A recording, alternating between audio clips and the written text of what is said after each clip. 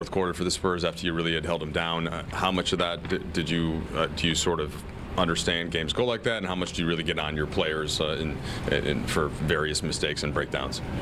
I mean, I just said it to him. We can't get bored with the details. That's the biggest thing. We got to add common sense to our talent. You know, it's not so much about who we're playing, what their record is. It's about us and the way we want to represent ourselves every time we step out on the floor. Trying to get better, trying to build winning habits and be consistent at those winning habits. So, you know, we were fortunate to get that W. They're a young team.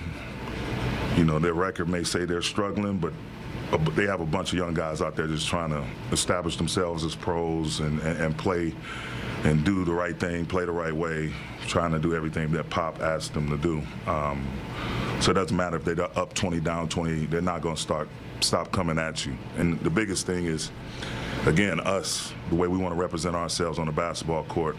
We're fortunate to pull that one out, but you know, we'll have a day off Friday, coming off a back-to-back, and we'll watch it on film Friday morning.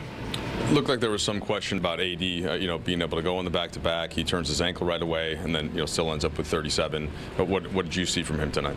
Just, with Brown out of the lineup, him trying to put the team on his back, him raising his aggression to score, to defend, try to be a leader in the huddle, out there trying to get the guys together, just stepping up and being the captain that he is.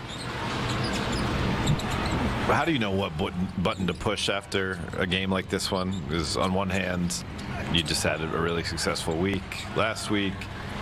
Second night of a back-to-back, and LeBron's not playing. On the other hand, 45 points in the fourth quarter and almost kick away a game against a team that's last in the standings. Well, I just think you continue to teach and stress what I just said, your habits and your principles and what we want to be about as a ball club. It's no secret. We have championship aspirations. And it can't be, I'm going to wait till February or March or April to turn it on.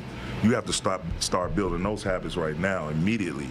It may not always be perfect, but you got to strive to initiate the game the right way, sustain what you're trying to do well, and being able to finish that way. You can't get bored, you can't skip steps, take off possessions. I mean, you got to be locked in throughout the whole entire deal. And so, again, we're fortunate. Whenever you can get a win in this league against whoever, you have to be thankful. But that said, there's a lot of things we can take away that we know good and damn well we need to get better at.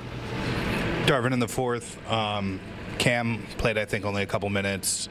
Jared, I think, came up to come in at one point and sat back down.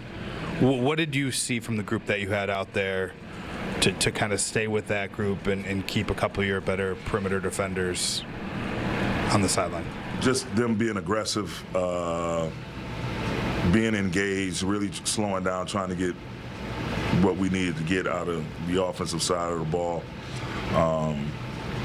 Because you can get stop after stop after stop, but at some point you got to be able to score as well. And so we felt like the guys we had out there were in a good rhythm. And again, it's unfortunate once the momentum got on their side, it seemed like they rolled it all the way to the very end. But we hung in there, we gutted it out, and obviously we're comfortable with the result with a W. But we definitely got to get better at some things, and we will.